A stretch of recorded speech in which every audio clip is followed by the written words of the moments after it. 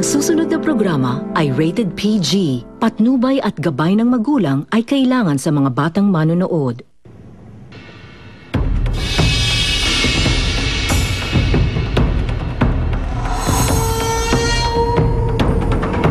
Lapit, tala!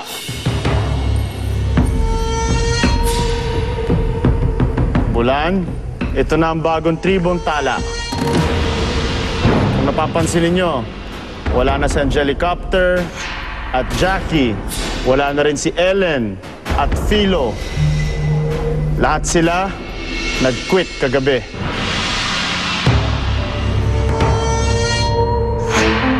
Again, I don't know why people join this just to quit. It seems like a waste of everyone's time. So lahat kami gulat pero medyo relieved kasi almost pantay na yung numbers. Sabi ko sa loob-loob ko, amin tong divide na to. Sigurado ako. Dahil unang-una, sino yung kalaban namin? Rugby boys. Physical sila eh. Hindi naman sila sumasayaw, hindi naman sila kumakanta. Gusto nyo bang malaman kung anong inyong pinaglalabanan? Okay, eto na.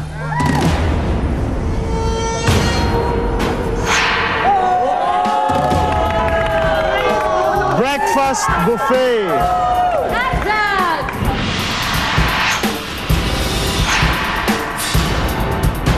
Hindi lang yan. 3 egg-laying chicken.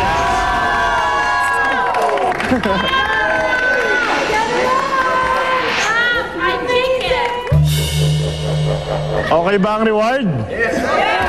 Handa na kayo? Pero bago ang lahat, ngayong gabi meron din tayong special judges. My sister, Miss Rufa Gutierrez. And my mom, Miss Annabel Rama Gutierrez. Ready na ba kayo? Bago ang lahat, meron din tayong criteria for judging. Originality, 30%. Creativity, 30%. Costume, 20%. And audience impact, 10%.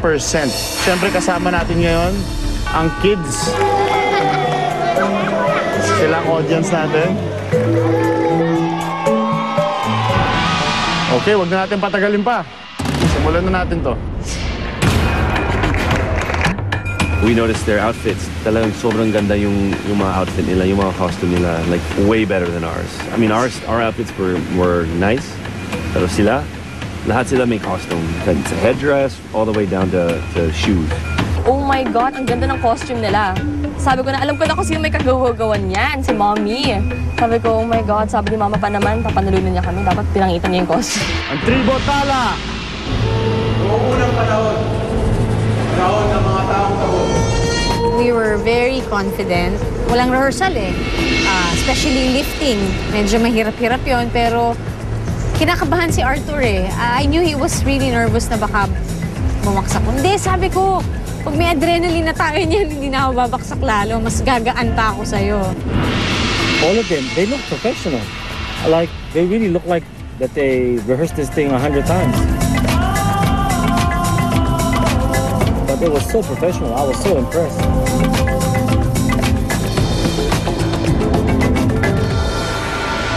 Pinatawag ko kayo lahat ngayon upang ipakilala sa inyo ang aming minamahal na prinsesa. Ang production number namin was a comedy skit na kunyari dumating na sa takdang panahon na maghahanap na ng tamang lalaki ang prinsesa. Pinakikilala namin ang pinakamama ng... And I didn't expect Shaki to be parang hari talaga. You know, kasi I've seen him years ago na bata. So nung nakita ko siya, parang nabilib ako. Sabi ko, wow, Shaki Dreyfus the actor.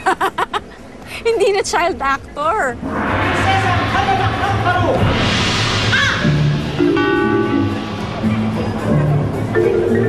Ako talaga ang magiging anak ni Shaki at saka ni Isabel. Di ba?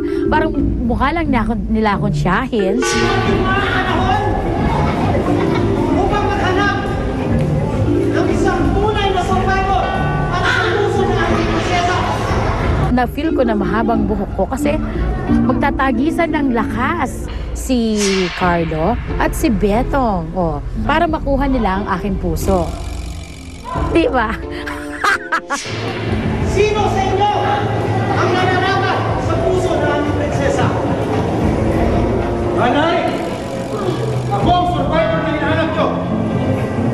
Mali! Ako ang survivor para sa anak nyo. Hold your breath, guys! Hold your breath! I'm here!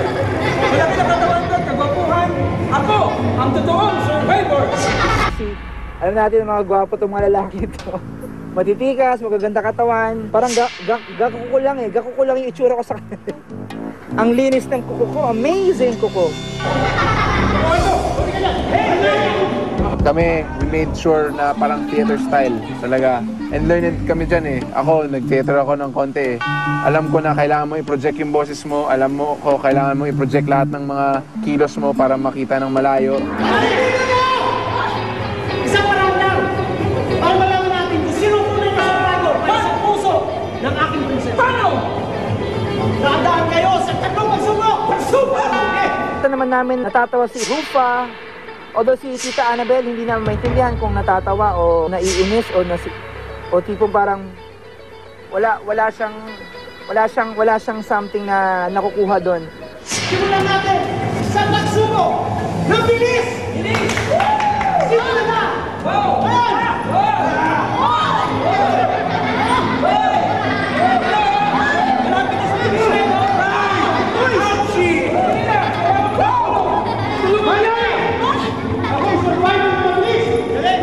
Gusto namin kasi masaya naman, parang pamilya naman. Kasi nga, galing nga sa malungkot, may bagyo.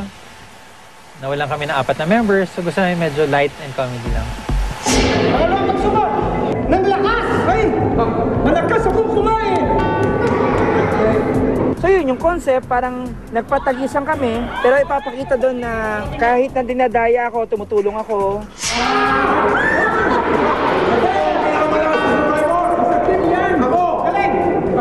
Ang pagsubok ng paglangoy!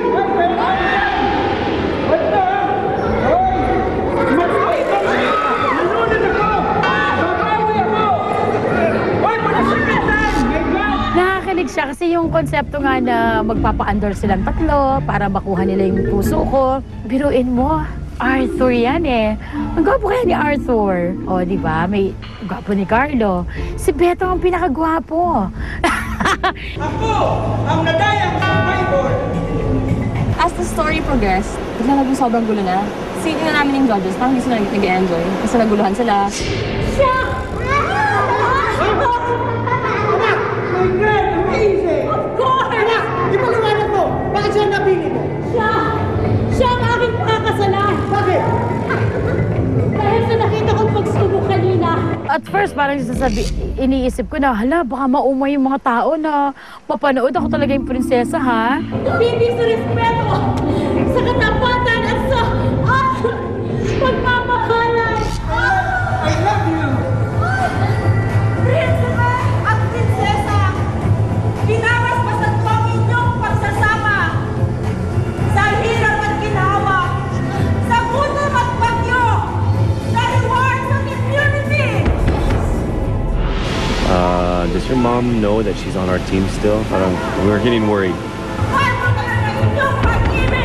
She's trying her hardest to win. I'm like, God, you're on our team. You're not on their team. Do you know this? You're supposed to go there to make them lose so that they vote themselves out.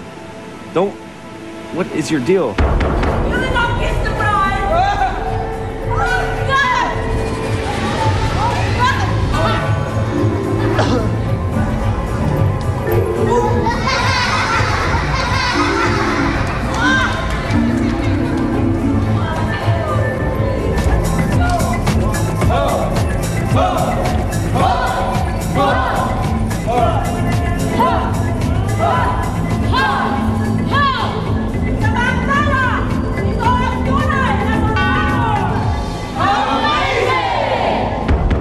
Walang mali. Wala kaming nagawang mali. As in, sobrang fluid nung pagkakagawa ng show namin. Pati ako natuwa na lahat nagawa nila yung roles nila ng maayos. Nakikita ko na wala silang story eh. Yung music nila medyo sobrang ingay, hindi mo narinig yung mga dialogue. So, alam ko na mas maganda yung story namin kaysa sa story nila.